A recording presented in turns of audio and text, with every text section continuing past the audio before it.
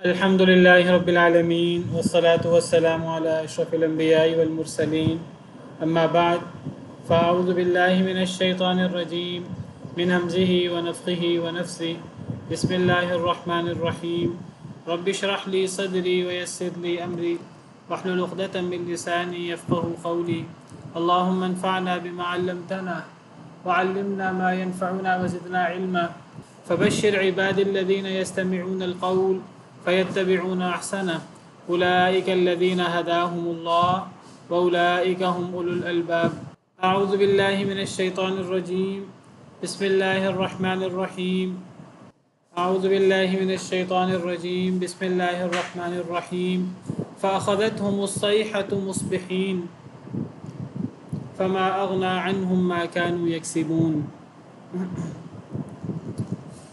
یہ دو آیتیں جو میں نے ابھی پڑھی ہیں، یہ آیات پچھلے لیکچر میں ہم نے ان کا ترجمہ کر لیا تھا. ان کے حوالے سے ایک دو باتیں میں آپ کے سامنے عرض کرنا چاہتا ہوں، تو دوبارہ ان آیات کو دہرا دیا ہے.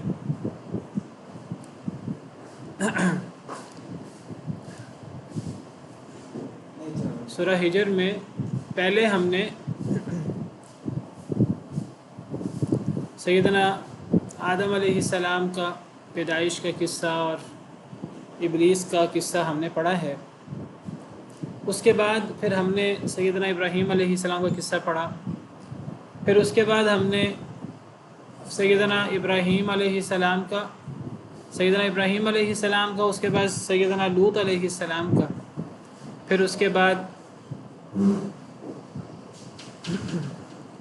سیدنا شعیب علیہ السلام، ان کی قوم کا، اصحاب الایکہ کا قصہ پڑھا. اور پھر اس کے بعد اب ہم اصحاب الحجر یعنی حضرت صالح علیہ السلام کی قوم کا قصہ پڑھ رہے ہیں. یہ قصہ ہم پڑھ چکے ہیں. اس کے آخر میں اللہ تعالیٰ فرماتے ہیں فَأَخَذَتْهُمُ الصَّيْحَةُ مُصْبِحِينَ، بس پکڑ لیا ان کو چیخ نے صبح کے وقت. ایک تو آپ کو میں نے ذکر کیا تھا کہ یہ اصحاب الحجر یا قوم سمود، ان پر کتنے عذاب آئے تھے؟ یہ قوم سمود پر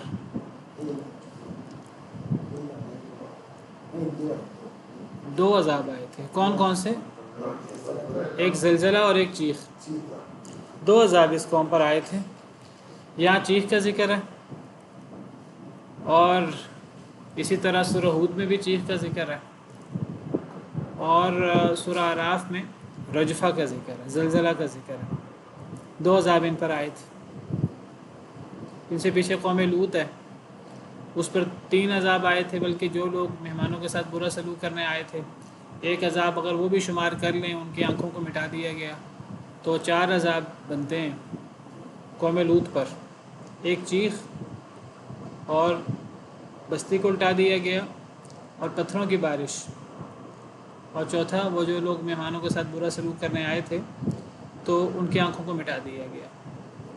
اور اس کے بعد ہم نے قوم شعیب، اصحاب الایکہ کا قصہ پڑھا ہے.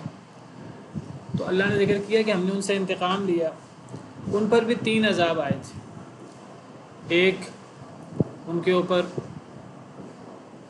چیخ کا عذاب آیا، سورہ ہود میں ذکر ہے. ایک ان پر زلزلے کا عذاب آیا، سورہ اعراف میں زلزلے کا ذکر ہے.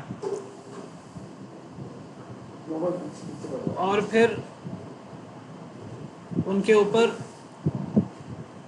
یوم الذلہ یعنی سائے کے دن کا عذاب آیا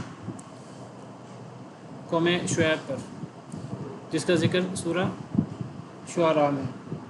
بہرحال تو اب یہ جب اصحاب الحجر کا قصہ مکمل ہو رہا ہے تو وہاں اللہ فرماتے ہیں پکڑ لیا انہیں چیخ نے صبح کے وقت. تو قوم سمود پر، صالح علیہ السلام کی قوم پر صبح کے وقت عذاب آیا.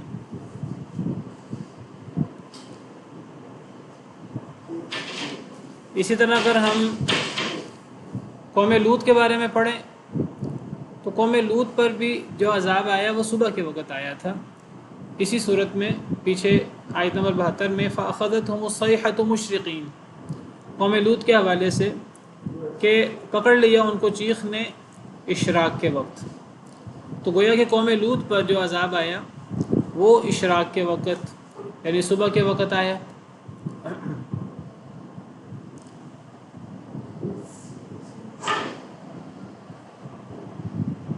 اور جب مہمانوں کو تنگ کیا قوم والوں نے تو مہمانوں نے کہا حضرت لوط سے کہ آپ ہمارے بارے میں بے فکر ہو جائیں، ہم انسان نہیں ہیں، ہم فرشتے ہیں، ہم ان سے خود ہی نمٹ لیں گے. اور جب انہوں نے ان کی آنکھیں مٹا ڈالی تو وہ بھاگ گئے. تو پھر فرشتوں نے مہمانوں نے حضرت لوط علیہ السلام سے کہا تھا کہ اے لوط اب آپ گھبرائیں نہیں.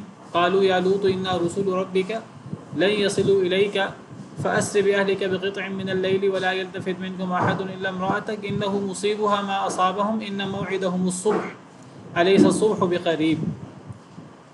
تو مہمانوں نے یہی کہا تھا حضرت لوط علیہ السلام سے کہ اب مزید آپ کو گھبرانے کی ضرورت نہیں ہے، بس آزمائش کا وقت ختم ہو گیا ہے. تو اب آپ کی قوم کا بس جو اب عذاب کا وعدہ ہے وہ صبح کا وقت کا وعدہ ہے. ان موعدهم الصبح الیس الصبح بقریب، کیا صبح قریب نہیں ہے؟ تو قوم لوط پر صبح کے وقت عذاب آیا، قوم سمود پر بھی صبح کے وقت عذاب آیا.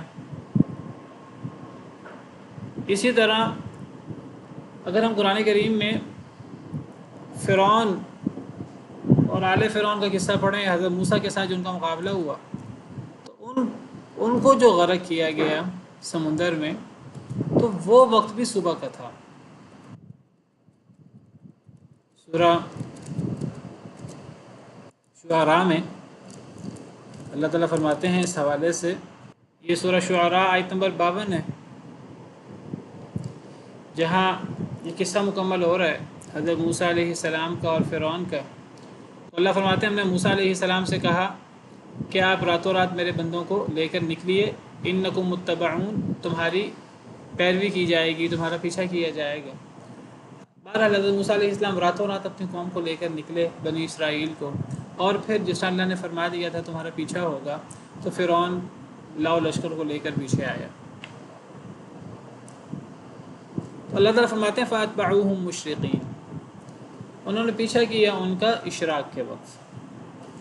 تو یہ جو ان کے آپس سے مٹ بھیڑ ہوئی ہے یہ بھی اشراق کے وقت ہوئی ہے، اور یہ جو عذاب آیا ہے یہ اشراق کے وقت آیا ہے. یہ جو غرق ہوئے ہیں تو یہ وقت بھی اشراق کا ہے اور یہ وقت بھی صبح کا ہے، صبح کے وقت آیا تھا. تو اب دیکھیے کہ یہ صبح کے وقت جو عذاب کا ذکر ہے تو صبح کے وقت عذاب کے ذکر میں کیا ہمارے لیے یہ سبق پوشیدہ ہے، کیا ہمارے لیے رہنمائی پوشیدہ ہے؟ آپ کو پتہ ہے قیامت بھی آئے گی تو صبح کے وقت آئے گی. قیامت جو سب سے بڑا عذاب ہے اللہ کے عذابوں میں سے، اور بدترین لوگوں پر آئے گا جو اس دنیا میں موجود ہوں گے، اور وہ اس وقت آئے گا جب اس دنیا میں ایک بھی مسلمان نہیں ہوگا. تو قیامت کا وقت کیا ہے بھلا؟ احادیث مبارکہ سے کیا پتہ لگتا ہے؟ ایک تو جمعے کے دن آئے گی، اور اس کا وقت کیا ہوگا؟ اس کا وقت صبح کا ہوگا. اور اس کی دلیل حدیث مبارکہ یہ ہے کہ اس کا مفہوم ہے حدیث مبارکہ کا کہ جب جمعہ کا دن ہوتا ہے تو فجر سے لے کر سورج نکلنے تک سارے جانور جو ہیں وہ پریشان ہوتے ہیں شدید. جمعے کے دن صبح سے لے کر سورج نکلنے تک، اور وہ اس ڈر میں ہوتے ہیں کہ قیامت اب آئی کہ اب آئی کہ اب آئی، کیا قیامت کب آئے گی؟ تو قیامت کے آنے کا وقت بھی وہ صبح کا ہی ہے. جی یہ حدیث ہے. نبی صلی اللہ علیہ وسلم نے فرمایا خیر یوم طلعت فیہ الشمس یوم الجمعہ، بہترین دن جس پہ سورج طلوع ہوتا ہے وہ جمعے کا دن ہے. فیہ خلق آدم، اسی میں آدم علیہ السلام پیدا کیے گئے ہیں، اور فیہ وہ بتا، اسی میں وہ زمین پہ اتارے گئے ہیں، اور فیہ تیب علیہ، اسی دن جمعے کے دن ہی حضرت آدم علیہ السلام کی توبہ قبول ہوئی ہے. اور فیہ مات، اسی دن سیدنا آدم علیہ السلام فوت ہوئے ہیں. اور فیہ تقوم الساعہ، اسی دن قیامت قائم ہوگی. وما من دابۃ الا وہی مسیخۃ یوم الجمعۃ، کوئی جانور نہیں ہے مگر وہ ڈرا ہوا ہوتا ہے، یا اس کا اب صحیح لفظی معنی میرے ذہن میں نہیں ہے، مسیختن، جمعے کے دن ہر جانور پریشان ہوتا ہے، کب حین تصبح حتی تطلع الشمس، صبح سے لے کر جب تک سورج طلوع ہوتا ہے، شفقا من الساعۃ، قیامت کے ڈر سے، الا الجن والانس، سوائے جن اور انسان، جن اور انسانوں کو نہیں پتہ، باقی ہر جانور وہ جمعہ کے دن صبح سے لے کر فجر سے لے کر سورج طلوع ہونے تک اس کو ڈر ہوتا ہے کہ قیامت نہ آ جائے. تو قیامت کا وقت صبح کے وقت ہے. تو یہ جو صبح کا وقت ہے، اب ایک لحاظ سے ہم دیکھیں، اگر اپنی نصوص کا مطالعہ کریں، دین اسلام کی قرآن و حدیث، ہمیں پتہ لگتا ہے صبح کا وقت ایک بابرکت وقت ہے. لیکن ان آیات کریمہ سے پتہ لگتا ہے کہ صبح کا وقت عذاب کا وقت ہے. تو کیا تطبیق ہوگی ان دونوں باتوں میں؟ میرے خیال میں اس میں یہ ہو سکتا ہے کہ جو غافلین ہوتے ہیں اسی وقت غافل ہو جاتے ہیں، جو اللہ کو یاد کرنے والے ہوتے ہیں خاص لوگ، وہ اسی وقت جاگ رہے ہوتے ہیں اور اللہ کی عبادت کے لیے اٹھ رہے ہوتے ہیں. اسی لیے اس وقت بہت کم لوگ جو ہے نا وہ آنکھوں چوبند ہوتے ہیں اور فجر کے لیے اٹھتے ہیں، ورنہ اکثریت غافل ہوتی ہے. غافل ہوتی ہے، بالکل ٹھیک. تو کیا ثابت ہوا اس سے کہ یہ وقت پھر بابرکت وقت ہے، کہ یہ وقت اللہ کے عذاب کا یا نحوست کا وقت ہے؟ کیا اس کو کہا جائے پھر؟ سر مومنین کے لیے تو بابرکت ہوگا کیونکہ ان کا معمول ہے کہ وہ صبح ہی اٹھتے ہیں ہر فجر نماز کے لیے، تو ان کے لیے بابرکت وقت ہے. لیکن جو غفلت میں ہیں تو پھر ان کے لیے یہ بابرکت وقت نہیں ہوگی، کیونکہ وہ اپنے غفلت میں ہی چلے جائیں گے پھر. ہاں جی، بالکل ٹھیک، ماشاء اللہ. تو یہ بہت بابرکت وقت ہے صبح کا، لیکن ایک ہی وقت ایک قوم کے لیے بابرکت ہے، اور وہی وقت دوسری قوم کے لیے، دوسرے لوگوں کے لیے منحوس وقت ہے. اور اصل میں وقت میں نحوست وغیرہ نہیں ہوتی، اصل میں وہ نحوست تو لوگوں کے اعمال کی بدولت ہوتی ہے. تو صبح کا وقت جمعہ کا دن بھی بابرکت دن ہے، اور صبح کا وقت بھی بابرکت وقت ہے. اور صبح کے بارے میں، صبح کے بارے میں حدیث میں آتا ہے کہ صبح میں برکت دی گئی ہے، صبح کے وقت میں برکت دی گئی ہے. صبح کے وقت کوئی کام کیا جائے اس میں برکت ہوتی ہے. لیکن یہ برکت ان لوگوں کے لیے ہے جو اللہ رب العالمین کے دین کو ماننے والے ہیں، اللہ رسول کے احکامات پر عمل کرنے والے ہیں، اللہ کے سامنے سر جھکانے والے ہیں، ان کے لیے یہ بابرکت ہے. اور جو لوگ اس وقت سے فائدہ نہیں اٹھاتے، یہی وقت ان کے لیے نحوست کا وقت ہے. اور جیسے کہا انہوں نے کہ اس وقت وہ غافل ہوتے ہیں، وہ غفلت میں ہوتے ہیں، تو یہ وقت ان کے لیے جو ہے وہ زیادہ منحوس ہو جاتا ہے. بالکل آپ اس کی مثال ایسے سمجھیں کہ جیسے جب کسی قوم پر کسی نافرمان قوم پر اللہ کا عذاب آتا ہے، تو بیک وقت وہ وقت ایک قوم کے لیے منحوس وقت ہوتا ہے، اور ایک قوم کے لیے جو مسلمان ہوتے ہیں ان کے لیے وہ اللہ کی رحمت کا اور اللہ کی مدد کا وقت ہوتا ہے. اب 10 محرم کل گزرا ہے، 10 محرم کو لے لیجئے. 10 محرم کا دن سیدنا موسیٰ علیہ السلام کے لیے، ان کے پیروکاروں کے لیے اور مسلمانوں کے لیے وہ خوشی کا دن ہے، کیونکہ اللہ نے اس دن سیدنا موسیٰ علیہ السلام کو فرعون سے نجات دی. تو ہم مسلمان اس دن روزہ رکھتے ہیں، اور ہمیں یعنی یہ خوشی کا دن ہے، اور ہم اس کی یاد میں روزہ رکھتے ہیں. یہ ہمارے لیے ہم اس کی یاد میں نبی صلی اللہ علیہ وسلم کے حکم کے مطابق اس دن کو روزہ رکھ کر مناتے ہیں. لیکن اب یہی دن فرعون اور اس کی آل کے لیے عذاب کا دن تھا، اور ایک وہ گویا کہ منحوس دن تھا. قوم عاد، قوم سمود، قوم عاد کے بارے میں آتا ہے کہ جب ان پر عذاب آیا اللہ کا، ان پر عذاب کیسے آیا قوم عاد پر؟ آپ کو پتہ ہے کہ تیز ہوا چلی تھی، اور وہ 7 راتیں اور 8 دن چلتی رہی. تو اللہ تعالیٰ قرآن کریم میں فرماتے ہیں كذبت عاد فكيف كان عذابي ونذر انا ارسلنا عليهم ريحا صرصرا في يوم نحس مستمر، کہ ہم نے قوم عاد پر تیز و تند ہوا چلائی منحوس دن میں جو مسلسل چلتی رہی. تو وہ منحوس دن تھے۔ دوسری آیت میں اللہ فرماتے ہیں فی ایام نحسات، منحوس دنوں میں۔ تو یہ دن قوم عاد کے لیے منحوس دن تھے۔ دنوں میں نحوست نہیں ہوتی، میں نے پہلے بھی ذکر کیا ہے، اصل میں وہ نحوست لوگوں کے اعمال اور لوگوں کے طور طریقے کی ہوتی ہے۔ تو یہ دن اس قوم کے لیے منحوس بن گئے، حالانکہ بیک وقت یہی دن سیدنا ہود علیہ السلام اور ان کے ساتھ ایمان والوں کے لیے یہ برکت کے دن تھے۔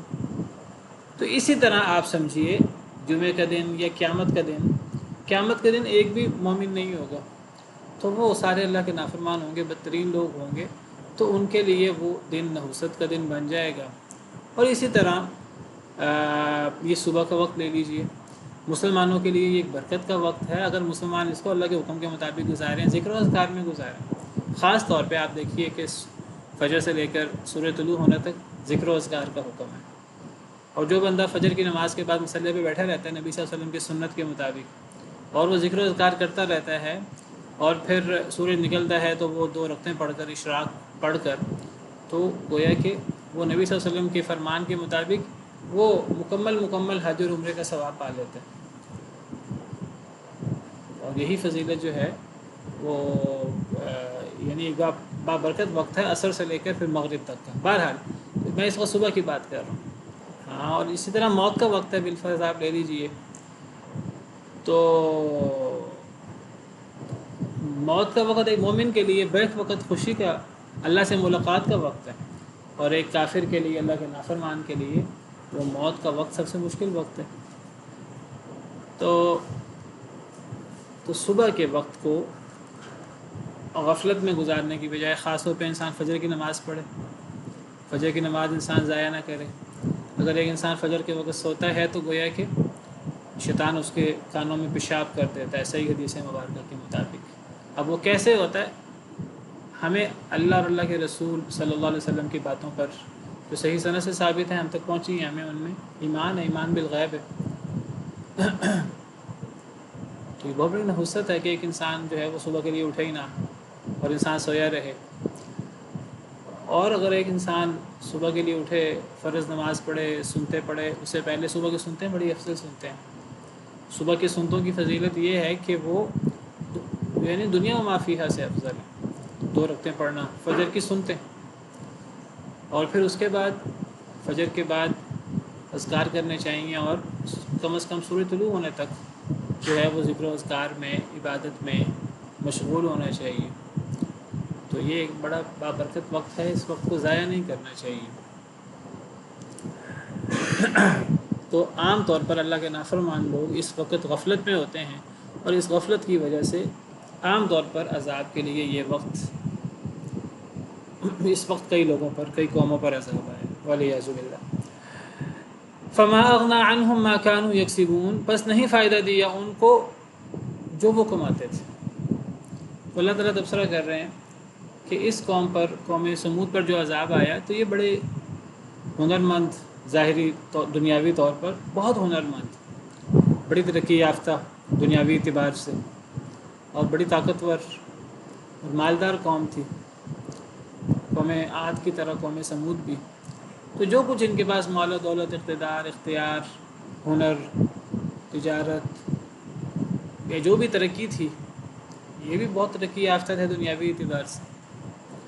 تو ان کو ان کی کمائی نے اور ان کے ان دنیاوی مال و اسباب اور دنیاوی نعمتوں نے انہیں کوئی فائدہ نہیں دیا۔ جب اللہ کا عذاب آ جاتا، پھر کوئی شخص دنیا کا کوئی بڑا حکمرانی کیوں نہ ہو، دنیا کے بہت سارے مال و اسباب اس کے پاس ہوں، بہت زیادہ جتھا لوگوں کا، جماعت لوگوں کی اس کے ساتھ ہو، تو نہ مال، نہ اقتدار، نہ کوئی جتھا جو ہے وہ اللہ کے عذاب کے بالمقابل کسی کی مدد کر سکتا ہے، اللہ کے عذاب کو روک سکتا ہے۔ آگے فرمایا وما خلقنا السماوات والارض وما بینہما الا بالحق، اور نہیں پیدا کیا ہم نے آسمانوں اور زمین کو اور جو ان دونوں کے درمیان ہے، الا بالحق، مگر حق کے ساتھ۔ آسمان و زمین اور جو کچھ ان دونوں کے درمیان ہے، تو ہم نے انہیں حق کے ساتھ پیدا کیا ہے۔ حق کے ساتھ پیدا کیا سے مراد ہم نے انہیں با مقصد پیدا کیا ہے۔ آیت نمبر 85، ہم نے انہیں یعنی اللہ تعالیٰ فرماتے ہیں پیچھے نفی ہے اور آگے استدراک ہے اللہ کے ساتھ، تو اس سے معنی میں حسر پیدا ہوتا ہے. تو ہم نے زمین و آسمان اور جو کچھ زمین و آسمان کے درمیان، ایک محاورہ ہے آسمان و زمین، السماوات والارض وما فیہما وما بینہما، اس میں ہر چیز آ جاتی ہے، ہر مخلوق آ جاتی ہے. تو اللہ فرماتے ہیں آسمان ہو زمین ہو اور آسمان و زمین کے درمیان جتنی بھی مخلوقات ہیں، جو بھی چیزیں ہیں، تمام چیزوں کو ہم نے حق کے ساتھ پیدا کیا، یعنی ہم نے ان کو با مقصد پیدا کیا ہے، فضول بے مقصد پیدا نہیں کیا. اللہ کی کوئی تخلیق، اللہ کا کوئی کام بے مقصد نہیں ہے. کوئی چھوٹی سے چھوٹی مخلوق وہ ہمیں اس کا مقصد نہ پتہ لگے تو یہ ہمارا قصور ہے، لیکن اللہ نے ہر مخلوق کو، وہ چھوٹی ہے یہ بڑی ہے، جراثیم ہوں یا بڑی سے بڑی مخلوق ہو، بے جان چیزیں، اللہ نے جو بھی پیدا کیا ہے، آسمان زمین، خود انسان عبث پیدا نہیں ہوا. انسان کی دنیا کی زندگی فضول نہیں ہے، اور پھر اخروی زندگی ہے. تو اللہ نے انسان کو ایک مقصد کے لیے پیدا کیا ہے، زمین و آسمان کو ایک مقصد کے لیے پیدا کیا ہے، زمین و آسمان کی ہر مخلوق کو کسی نہ کسی مقصد کے لیے پیدا کیا ہے. اس میں غور کریں، اللہ کی قدرت کے بڑے موقع ہمارے سامنے آتے ہیں. ایک ایک چیز کے اندر سینکڑوں ہزاروں نشانیاں ہمیں نظر آتی ہیں اللہ کی قدرت کی، اللہ کی عظمت کی، اللہ کی توحید کی، اللہ کی شان کی. اور اللہ کی پہچان، اللہ کی عظمت کی پہچان، یہ ایک انسان کا بہت بڑا مقصد ہے. ایک مخلوق کے لیے خالق کی پہچان یہ بہت بڑا مقصد ہے. تو زمین و آسمان اور جو اس میں جو کچھ ہے، اس میں غور کرنا چاہیے. اللہ تعالیٰ نے قرآن کریم میں کئی جگہ پر توجہ دلائی ہے لوگوں کو کہ لوگ زمین میں چل پھر کر اللہ کی نشانیوں میں اور اللہ کی مخلوق میں غور کیوں نہیں کرتے. اللہ تعالیٰ کہتے ہیں کہ آسمان و زمین، آسمان کے آفاق، آسمان کے کنارے، ان میں غور کرو. اللہ کہتے ہیں زمین کے اندر اور زمین کی مخلوقات کے اندر غور کرو. اللہ کہتے ہیں اے انسان تم اپنے اندر غور کرو. وفی انفسکم افلا تبصرون وفی الارض آیات للموقنین، زمین میں یقین کرنے والوں کے لیے بڑی بڑی نشانیاں ہیں، آسمانوں میں بڑی بڑی نشانیاں ہیں. تو زمین و آسمان وما فیہما، ہر چیز با مقصد ہے، اس کا کوئی نہ کوئی مقصد ہے. یہ چیزیں اللہ نے انسان کے لیے مسخر کی ہیں، اور انسان کو ان چیزوں کو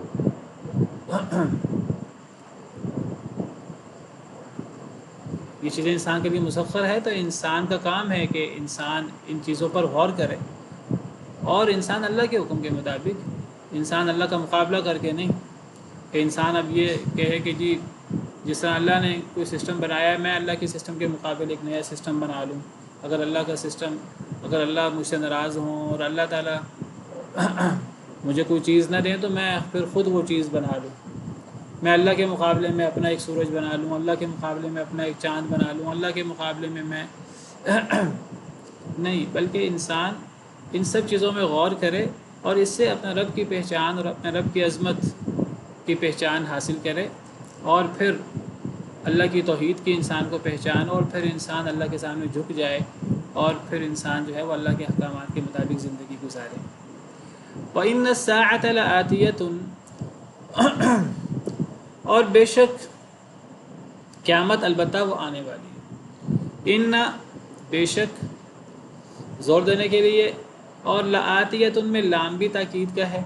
تو یہ تاکید در تاکید ہے کہ قیامت ضرور آنے والی ہے. قیامت نے آ کر رہنا ہے. جب اللہ نے دنیا با مقصد بنائی ہے، دنیا جب اللہ نے فضول نہیں بنائی، تو اس دنیا کا مقصد یہ ہے کہ یہ دنیا ختم ہو جائے گی، اور یہ دنیا ایک عارضی زندگی ہے، یہ ایک عارضی سفر ہے. اصل زندگی تو اخروی زندگی ہے.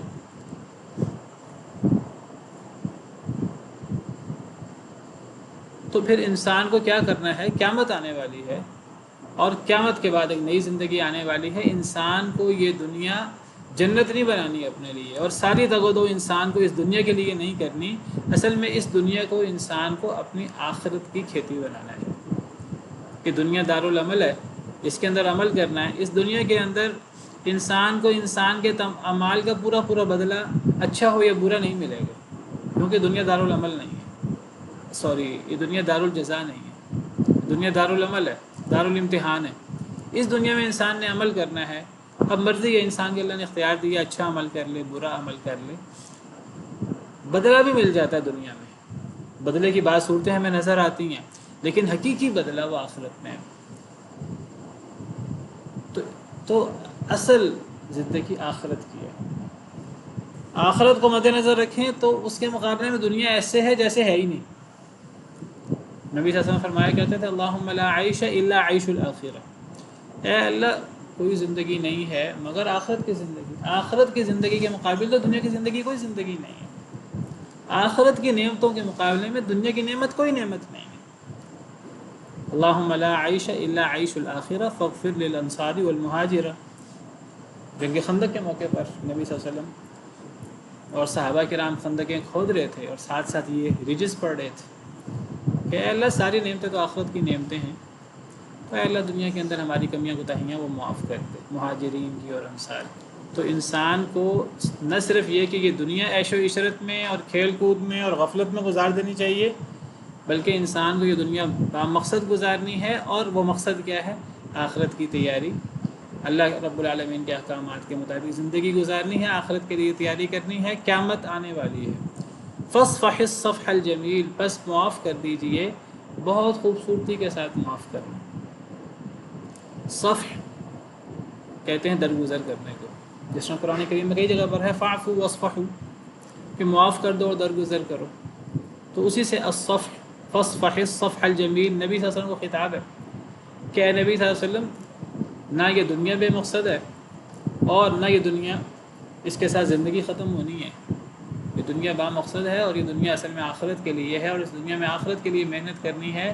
اب آپ جب اللہ کے دین کی دعوت دیں گے تو اللہ کے دین کی دعوت دینے میں آپ کو مخالفتوں کا سامنا کرنا پڑے گا، باطل لوگ آپ کی مخالفت کریں گے، اس مخالفت میں آپ کو رویہ کیا اختیار کرنا، آپ کی کوئی یعنی بلا وجہ کی دشمنی نہیں ہے، بلا وجہ کا ٹکراؤ نہیں ہے کفار سے، آپ تو کفار کی ہمدردی کرنے والے ہیں، آپ تو کفار پر دیگر اپنی امت پر احسان عظیم کرنے والے ہیں کہ آپ انہیں ان کے رب سے جوڑنے کی کوشش کرتے ہیں، اور آپ انہیں ان کا مقصد یاد دلانے کی، حقیقی مقصد یاد دلانے کی کوشش کرتے ہیں۔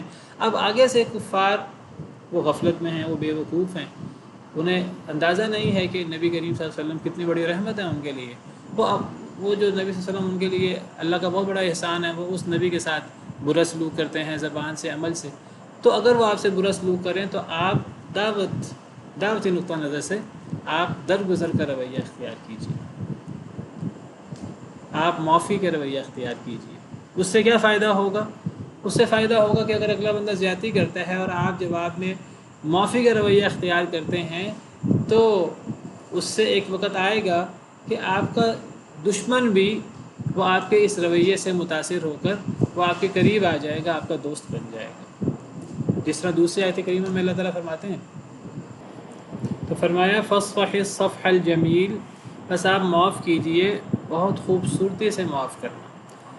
تو دیکھیے اس آیت کریمہ میں لوگوں کے ساتھ درگزر کرنے کے لیے کیا انداز اختیار کیا گیا ہے اور کیسا خوبصورت لفظ استعمال کیا گیا ہے کہ آپ لوگوں کو معاف کر دیں، ایسا معاف کریں کہ وہ اس کے اندر خوبصورتی ہو اور وہ اخلاق حسنہ کی اعلیٰ ترین مثال ہو۔ اور ایسا کرنے سے کیا ہوگا؟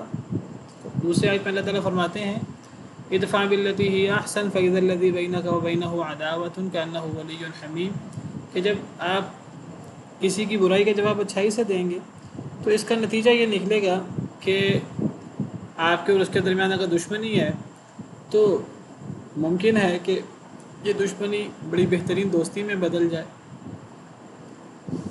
تو بہرحال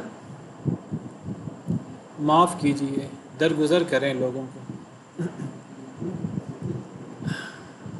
ان ربک هو الخلاق العلیم، بے شک آپ کا رب وہ بہت زبردست پیدا کرنے والا، العلیم بہت جاننے والا ہے۔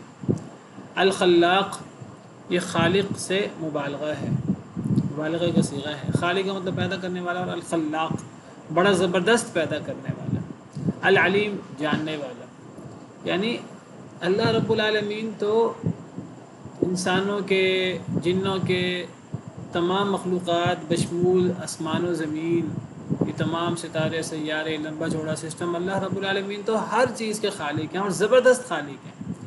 اگر اللہ رب العالمین سزا دینے پہ آئیں تو کوئی اللہ کا مقابلہ نہیں کر سکتا. اللہ کا اپنی مخلوق سے کیا مقابلہ ہے؟ اللہ تو خلاق ہیں، باقی سب اللہ کی مخلوق ہیں اور اللہ کے سامنے عاجز ہیں، چونٹیوں کی طرح بھی حیثیت نہیں رکھتے اللہ کے سامنے. تو آپ کا رب تو وہ بہت زبردست خلاق ہے اور العلیم، جاننے والا ہے. جس کو اللہ نے پیدا کیا ہے اللہ نہیں جانے گا تو کون جانے گا؟ تو ہر مخلوق جتنا وہ اپنے آپ کو جانتی ہے اللہ اس سے بڑھ کر اسے جانتا ہے.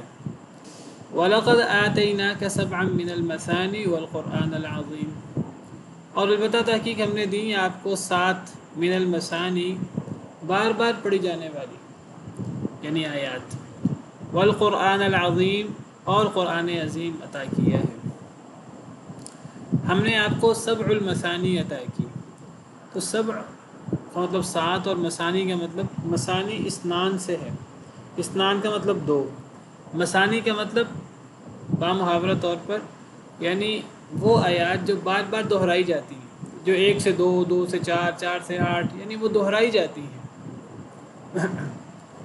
مثانی اور 7 تو ہم نے آپ کو 7 بار بار دہرائی جانے والی آیات دی ہیں. اس سے مراد سورہ فاتحہ ہے. یہ اللہ کا بہت بڑا احسان ہے کہ اللہ نے قرآن کریم جیسی ہمیں نعمت دی اور اللہ تعالیٰ نے اس قرآن کریم کے اندر عظیم ترین سورت سورہ فاتحہ وہ عطا کی. پورا قرآن کریم اللہ کی بہت بڑی نعمت ہے اور سورہ فاتحہ بطور خاص اللہ کی بہت بڑی نعمت ہے. اللہ تعالیٰ احسان جتلاتے ہوئے فرماتے ہیں کہ اے نبی صلی اللہ علیہ وسلم ہم نے آپ کو 7 بار بار پڑھی جانے والی آیات عطا کی. یہ سورہ فاتحہ کا نام ہے 7 المثانی. والقرآن العظیم، اور ہم نے آپ کو قرآن عظیم عطا کیا ہے. قرآن عظیم سے مراد یا تو سورہ فاتحہ کے علاوہ باقی پورا قرآن، یا بعض مفسرین کے مطابق قرآن عظیم بھی یہ سورہ فاتحہ کا نام ہے. واللہ اعلم. لا تمدن عینیک الی ما متعنا به ازواجا منهم ولا تحزن علیہم واخفض جناحک للمؤمنین. لا تمدن، ہرگز نہ آپ پھیلائیے، ہرگز نہ آپ لمبا کیجیے. نہیں ہے اور نہیں کے اندر بھی زور ہے کیونکہ آخر میں نون مشدد ہے، تو اس لیے لا کا مطلب نہیں لیکن آخر میں نون مشدد ہے تو ہرگز نہیں. تمدن مد یمد لمبا کرنا، ہرگز نہ آپ لمبا کریں اے اللہ کے رسول صلی اللہ علیہ وسلم. آئی نہیں کہ اپنی دونوں آنکھوں کو الی ما متعنا به ازواجا منہم، طرف اس کے جو ہم نے فائدہ دیا یعنی دنیا کا، بھی ساتھ اس کے، ازواجن مختلف قسم کے لوگوں کو، منہم ان میں سے.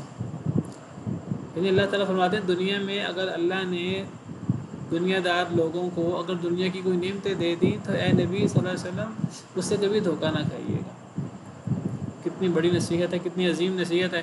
اور یہ وہ چیز ہے جس میں بہت سارے مسلمان اس کے بارے میں پریشان ہو جاتے ہیں. لوگ سوال کرتے ہیں کہ جی کفار کے پاس اتنی نعمتیں، تو اللہ تعالیٰ نے فرما دیا ہے قرآن کریم میں، سمجھا دیا ہے کہ کفار کو، اللہ کے نافرمانوں کو اگر اللہ نے دنیا کی نعمتیں دی ہیں تو دنیا کفار کی نعمتوں پر رشک کرنے کی اور کفار کی نعمتوں کو للچا کر دیکھنے کی کوئی ضرورت نہیں. یہ آزمائش ہے. اصل میں دنیا اور دنیا کی نعمتوں کی کیا حیثیت ہے جب اللہ نے آخرت رکھی ہوئی ہے، اور وہ آخرت اللہ نے مومنوں کے لیے رکھی ہے جو اصل نعمت ہے. اور آخرت کا دنیا کا مقابلہ ہی کوئی نہیں ہے. پانی کا بلبلہ ہے دنیا آخرت کے مقابلے میں. دنیا آخرت کے مقابلے میں جیسے ایسے صحیح حدیث مبارکہ کے مطابق سمندر کے اندر انگلی ڈالیں تو انگلی کے ساتھ جو پانی لگتا ہے کتنا تھوڑا، وہ ایک قطرہ پانی بھی نہیں ہے، وہ انگلی کے ساتھ لگتا ہے تو ایک قطرہ پانی کی حیثیت پورے سمندر کے سامنے کیا ہے. تو دنیا کی نعمتیں اتنی تھوڑی ہیں آخرت کے مقابلے میں، پھر وہ اتنی عارضی ہیں. اگر آپ انگلی ڈالیں سمندر کے اندر تو وہ انگلی کے ساتھ جو پانی لگے گا وہ کتنا عرصہ پانی لگا رہے گا، وہ خشک ہو جائے گا، 1 منٹ کے اندر اندر خشک ہو جائے گا. تو وہ پانی ختم بھی ہو جائے گا، اور کتنا وہ تھوڑا پانی ہے پورے سمندر کے مقابلے میں. تو دنیا کی نعمتیں زائل بھی ہو جاتی ہیں، ختم بھی ہو جاتی ہیں، اور دنیا کی نعمتیں کوانٹٹی کے اعتبار سے بہت تھوڑی ہیں، کوالٹی کے اعتبار سے بہت ناقص ہیں آخرت کے مقابلے میں. ما عندکم ینفد وما عند اللہ باق۔ اگر دنیا اور آخرت کا مقابلہ صرف یہی ہو کہ جو تمہارے پاس ہے وہ ختم ہو جائے گا اور جو اللہ کے پاس ہے وہ باقی رہے گا، تو یہی بہت بڑا فرق ہے۔ ویسے یعنی کوالٹی کا بہت بڑا فرق ہے، کوانٹٹی کا بہت بڑا فرق ہے، تو پھر وہ ہمیشہ ہمیش کے لیے۔ تو دنیا کی کوئی حیثیت نہیں اللہ کی نظر میں، مچھر کے پر کے برابر بھی اگر ہو دنیا کی حیثیت مچھر کے پر کے برابر، تو اللہ کافر کو کوئی نعمت نہ دیں، کوئی نعمت چھوڑے پانی کا گھونٹ نہ دیں اللہ کافر کو۔ کافر اللہ کا نافرمان ہے، اللہ کا دشمن ہے، تو اللہ کافر کو پانی کا گھونٹ کیوں دیں؟ پانی کا گھونٹ بھی نہ دیں، اللہ اس لیے دے دیتے ہیں اللہ کے نزدیک دنیا کی کوئی حیثیت کوئی پرواہ نہیں ہے، مچھر کے پر کے برابر بھی نہیں ہے۔ اللہ فرماتے ہیں میرے نزدیک دنیا کی کوئی پرواہ نہیں ہے۔ قرآن کریم میں سورہ زخرف کی ایک آیت کا مفہوم ہے کہ میرے نزدیک دنیا کی اتنی دنیا بے حیثیت ہے کہ اگر مومنوں کی آزمائش کا ڈر نہ ہوتا تو میں کافروں کو سونے کے مکانات، سونے کی سیڑھیاں، سونے کے بستر، سونے کے دروازے ان کے گھروں کے بنا دیتا، دنیا کے اندر جتنی انہوں نے عیش کرنی ہے عیش کر لیں۔ لیکن یاد رکھیں وَإِن كُلُّ ذَلِكَ لَمَّا مَتَاعُ الْحَيَاةِ الدُّنْيَا، یہ سونے چاندی کے گھر بھی بن جائیں ان کے، یہ سارا دنیا کا سامان ہے۔ وَالْآخِرَةُ عِندَ رَبِّكَ لِلْمُتَّقِينَ، آخرت تو اللہ کے ہاں متقین کے لیے ہے جس کا کوئی مقابلہ ہی نہیں ہے دنیا سے۔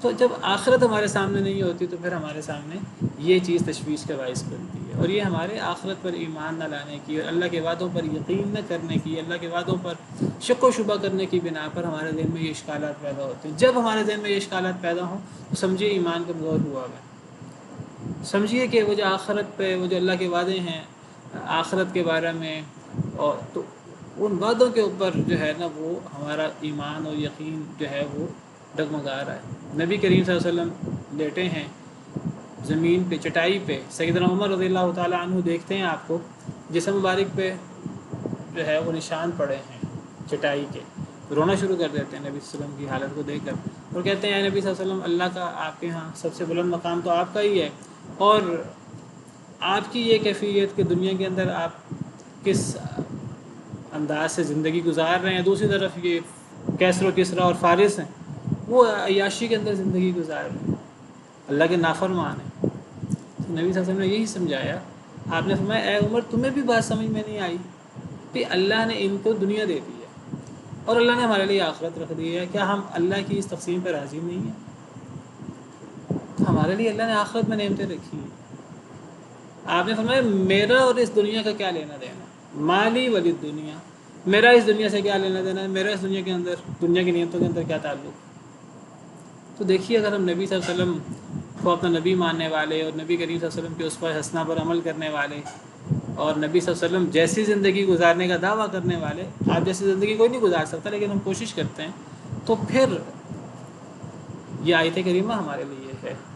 نبی صلی اللہ علیہ وسلم تو دنیا کی طرف للچا کے نہیں دیکھتے تھے، آپ کو مخاطب کر کے اصل میں ہمیں مخاطب کیا، ہمیں سمجھایا گیا ہے لا تمدن عینیک، ہرگز نہ لمبی کریں اپنی آنکھوں کو، الی ما متعنا به ازواجا منہم، طرف اس کے جو ہم نے فائدہ دیا، بھی ساتھ اس کے، ازواج منہم مختلف قسم کے لوگوں کو، ازواج قسم قسم کے لوگوں کو، سب لوگوں کو اللہ نے دنیا کی نعمتیں بھی نہیں دی، بعض لوگوں کو اللہ نے دنیا کی نعمتیں دی ہیں، بعض لوگوں کو نہیں دی، مسلمانوں کو بھی دی ہیں کفار کو بھی دی ہیں، تو آپ نے ان نعمتوں کی طرف للچا کرنے دیکھا۔ دوسری آیت کریمہ میں اللہ فرماتے ہیں لا یغرنک تقلب الذین کفروا فی البلاد، جو کافر تجارت کے لیے کبھی اس شہر جاتے ہیں، یہ کافروں کا اس شہر اس شہر یہ الٹ پلٹ ہونا کافروں کا یہ آپ کو دھوکے میں مبتلا نہ کر دے۔ چلیں باقی کل سبحان ربک رب العزت عما یصفون وسلام علی المرسلین والحمد للہ رب العالمین۔